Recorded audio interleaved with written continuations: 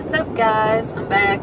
It's Saturday. I'm hyped. I just got out of work. It's a beautiful day. In my car where I cannot be disturbed, so I can see why you people do videos in your car now. My cat's not like this under the door, trying to bang the door down and get in. Boyfriend's not walking in and out, looking at me like, finally got some privacy. Anyway, getting down to the nitty gritty, I want to talk about fear-based information. If you watch some of my other videos, I was talking about how I started to really come awake in the year 2012, and I know a lot of that was due to the shifting energies, and a lot of it also had to do with the fact that a friend of mine, presented me with, a lot of the information that will scare the shit out of you, like all of the, the 9/11 Commission and HAARP and Project Bluebeam and Project Paperclip and, how 9/11 was an inside job and, nanotechnology, just like all that crazy stuff, all the symbolism in the media and all of that. And a lot of it was, I watched a series called, I think it was called The Industry Exposed, and I think it's like a 75-part series of like short 15-20 minute movies, and it shows you everything together, like like all of the symbolism in movies, in TV, in radio, and music, and everything. And a lot of us see that kind of stuff here and there, but when you see it all presented in front of your face in one huge body of work, it's kind of undeniable that there's some shit going on. It's really undeniable. So you get to a point where you're basically like Neo in the Matrix, where you could take the red pill or the blue pill. There's a lot of people who know this information, who have taken it in, and then they just go back into their everyday lives, and they can't deal. They don't want to deal with the implications that this can possibly be happening, that this can possibly be true, and what it would mean for you. That means your life is a lie. That means that everything that you know about this world is untrue, and it is fucking frightening. It is terrifying, okay? And it could be terrifying. I would say definitely use that information to your advantage. Learn as much as you can from it, but don't bug yourself out. Don't get bugged out by that. I mean, you have to get to a point where you're going to decide for yourself if you're going to slip back into your everyday life and live within the Matrix, or if you're going to go further down the rabbit hole. Now, if you go further down the rabbit hole, you could still stay in a negative place with it and get obsessed and get very paranoid and all of that, and go that route. But it's a much lighter, much happier place that you can get to if you decide to be like, all right, well, what am I going to do now? I'm not going to let this get me down. I'm not going to let this affect my life every day in a negative way. So what you can do from there, what I do, listen, I turned off the radio, I turned off the news, I got rid of my cable, and this is all a process. I'm not saying you do this all at once, because it really is a process, like a long process of little tiny changes that are going to make a big impact in your life, once you get rid of like all of this stuff and make all of these changes. And it's long and it's hard, and a lot of it takes a lot of adjusting to. Like when I got rid of cable, that was an adjustment, and it mainly wasn't like you're like flipping through 1,000,005 channels and there's nothing to watch. I think everybody can agree on that. So it wasn't like I didn't have anything to watch. It was weird not having the chatter in the background. But the chatter in the background is what programs you. Like when you're watching TV, you're actually in a state where your mind is malleable. You can be programmed.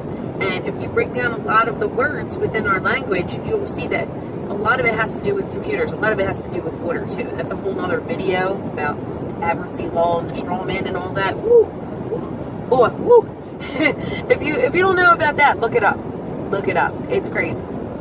And that also can make you scared. But use it to your advantage. Use it to become sovereign. Use it to become a sovereign being. And what I mean is, we don't need laws. We have the world around us to teach us our lessons. And not saying it's cool to go and kill somebody and rob somebody, but we are all kings and queens of our space. We are sovereign beings, and our space is from when you stretch your hands out, the tips of your fingertips and the circumference around your body. That is your bubble, and you are the queen or king of your space, and you are sovereign, and we are born that way, and that's the way it's supposed to be. And becoming enlightened isn't necessarily like, you know, laying down and being passive. You know, I'm a soldier, I'm a warrior, you know. When I woke up, that's where you draw lines, dude. That's where you say no more.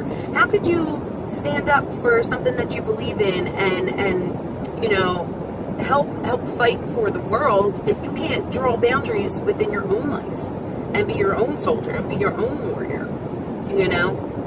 So for me, it was becoming tough, you know, and also learning how to become more loving. I also had to work in the yin part of my energy. Although I am female, I'm very alpha female. You know, I do have a lot of masculine tendencies and qualities, but that's because of the environment I grew up in. I had to fight. I grew up in the inner city. I went through the public school system, so I know what a good scrap is. I know what it's like to get punched in the face by a dude. Like, you know what I mean? Like, I've been through it. So, you know, a lot of it is working on whatever you're lacking. You know, once you learn this information, you start to get more into the spiritual information, and, you know, you start to see the correlations where you have to balance. You have to find some balance between your yin and your yang. If you're overly masculine, you need to work on your emotions. You need to, you know, work on becoming more soft. A lot of it was, I've become so patient.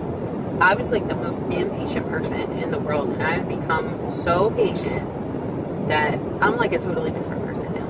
And this was over the course of 5 years. It did not happen overnight. Like, you have to remember, and especially like in magic and stuff, if some of you guys are like into magic and spell work and all that, things don't just like poof manifest into this reality. We live in a very dense, thick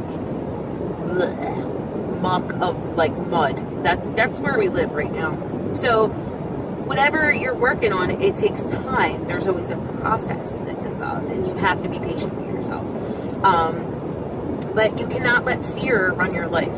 And I think one of the biggest fuck you to the systems is getting over your fears. You know, I've conquered many fears in my life. Like, I mean, debilitating fears to where, like, one of them is driving. Now, I don't know if any of you guys know anything about Philly, but I'm from Philly. I don't live in Philly now, but I'm from Philly. And everything's so close that you don't really need to drive. So, like, I became a late driver. You know, I got to the point where I'm like, I'm a grown-up. I need to start driving. But, I mean, it was a debilitating fear. Like, I have jumped out of the moving car while I was driving it because I got so scared. And the person that was teaching me was like, dude, what are you doing? You can't do that. So it was a process for me, and it took me a long time. And now I'm scooting everywhere. And it's a great feeling to conquer your fears. And there's other things that I was like totally afraid of, and I just did it. And it's a really big, you know, fuck you to the man to not live in fear. So I would say conquer your fears, write things down, and make a list of things that you want to do.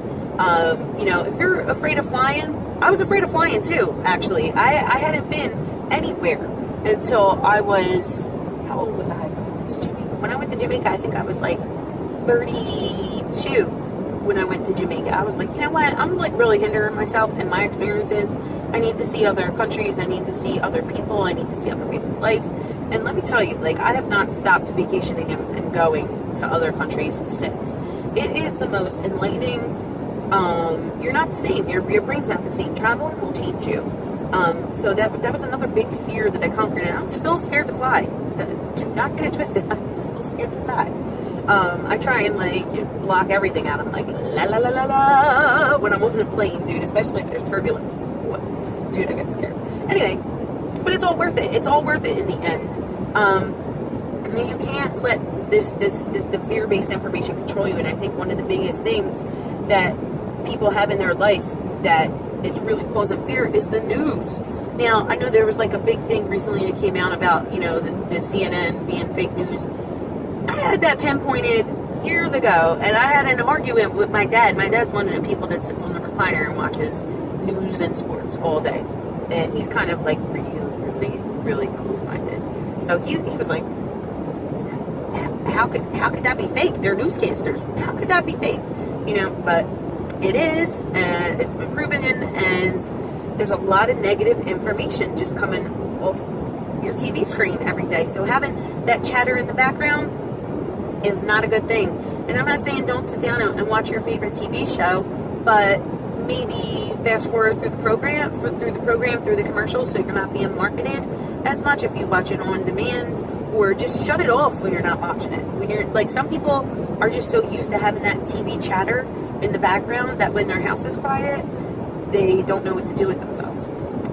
So my drives to work have been completely quiet, and when I'm cleaning my house or if I'm cooking, I'll put music on, not the radio, because I do not want to be marketed. I do not want to hear your bullshit. I'm a human being. I'm not a consumer. Like, I'm trying to really kind of scale down from that. Like, because we are treated as consumers. We are just cows, and they want our money. We're cattle. So, keep that in the forefront of your mind. And quiet time is, having that quiet is where you have a chance to hear yourself, and you'll come across, like, a lot of spiritual truths will just pop into your head during that quiet time. And I'm not saying, like, while meditating, I'm just saying while having quiet time in your house, like, not having that chatter in the background. You're going to learn so much about yourself, and